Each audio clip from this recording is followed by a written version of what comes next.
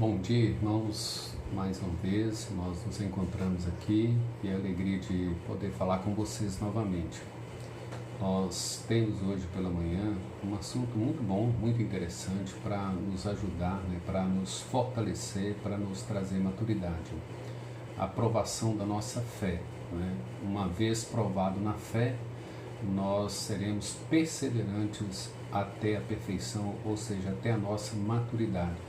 E esta é a proposta de Deus, pegar cada um de nós, servo dele, regenerado, para nos aperfeiçoar, nos moldar à imagem e semelhança de Jesus Cristo, conforme Romanos 8, versículo 29, fala que ele nos predestinou para sermos a imagem e semelhança do seu Filho.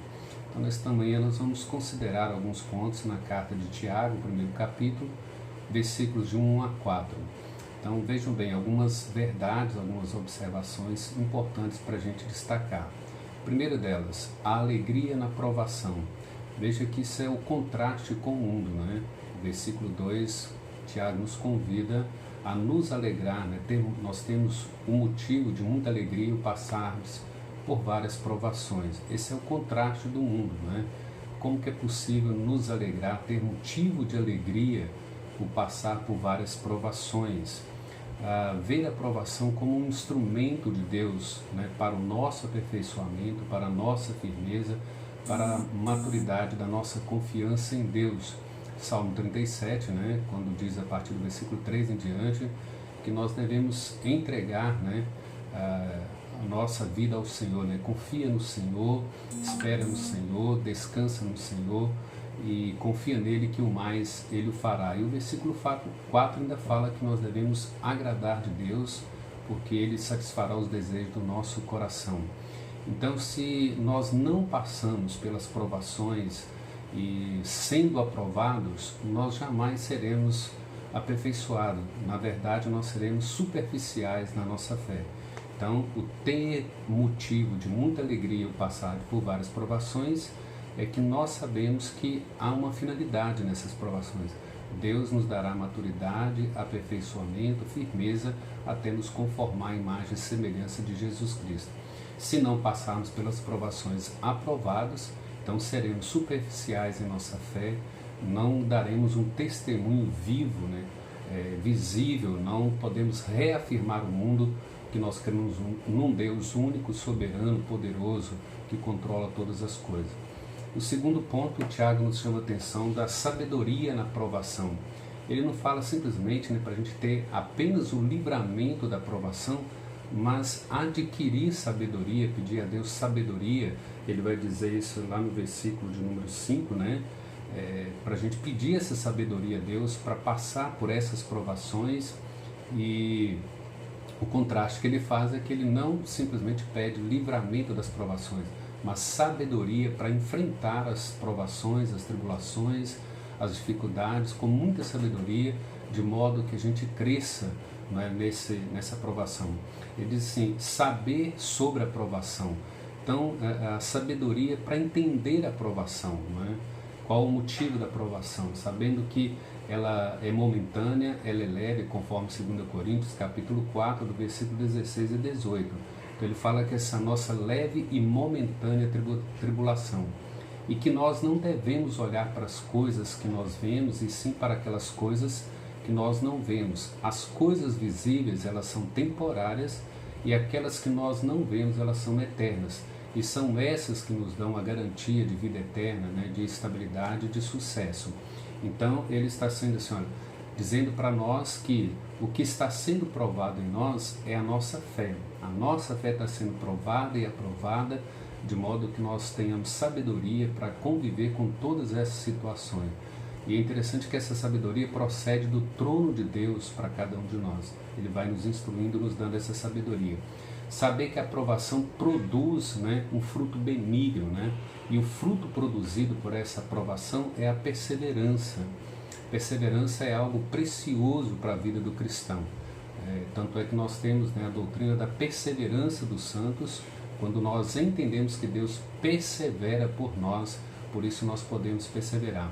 E o fruto dessa tribulação, dessa provação, uma vez que a nossa fé é provada e aprovada, ela traz como resultado a perseverança, não é, solidificada, fundamentada no nosso coração.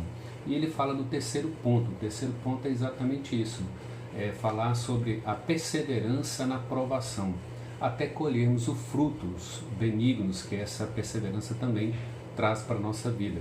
Então, ele diz que essa perseverança ela será completa, um gozo completo. Nós saímos da meninice, da imaturidade e chegaremos à maturidade, não é? A perfeita varonilidade de Cristo, e seremos conformados à imagem e semelhança do Senhor Jesus Cristo. Essa é a finalidade, para que a gente seja perfeitos, íntegros, em nada deficientes. Então observe essas palavras, perfeitos aí é maturidade, não é? A integridade, né, da nossa vida, até que nós não sejamos deficientes em coisa alguma.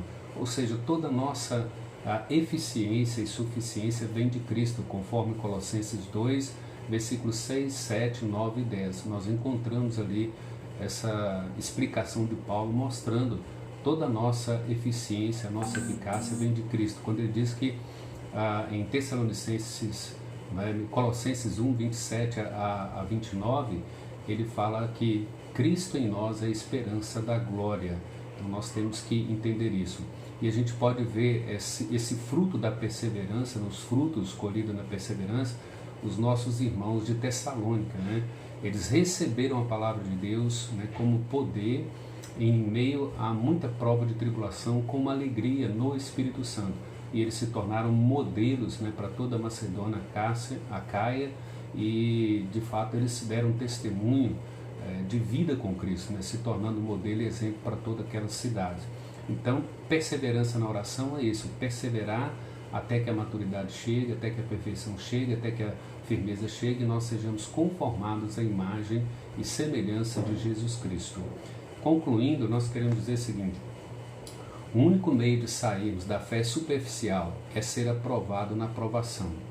Alegria, primeiro ponto, alegria não é masoquismo, pelo contrário, é saber que cada provação produzirá em nós algo à semelhança de Jesus Cristo, ou seja, essa provação, essa tribulação nos levará à conformidade com Cristo se nós entendemos isso na sabedoria de Deus, à luz das Escrituras.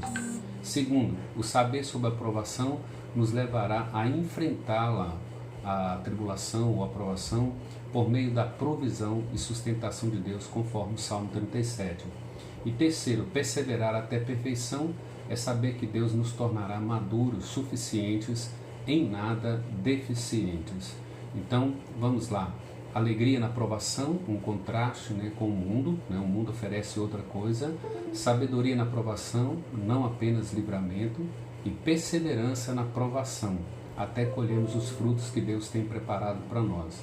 Então, que Deus assim nos abençoe, que esse dia seja um dia abençoado, né, que nós tenhamos paciência, tenha confiança e desfrutar desse dia do Senhor da melhor maneira possível.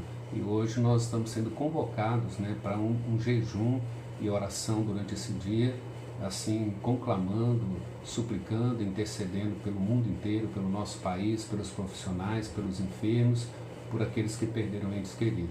Que Deus nos abençoe no dia de hoje, para a honra e glória dele. Fiquem com Deus, não é? E que Deus abençoe a todos. Amém.